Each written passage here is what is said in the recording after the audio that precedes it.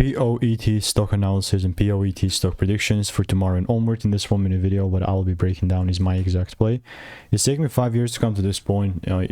Over 5 years, 42,000 videos made. I've seen what's printing me money and what's not, especially with POET.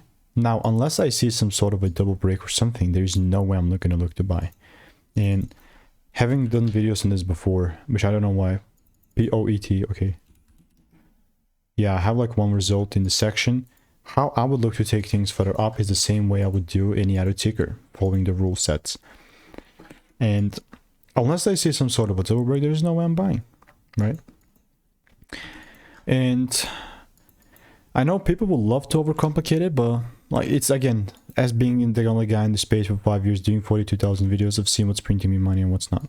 So if you don't want to spend 5 years of your valuable time and want to get the sauce like in hours, click the first link below and get the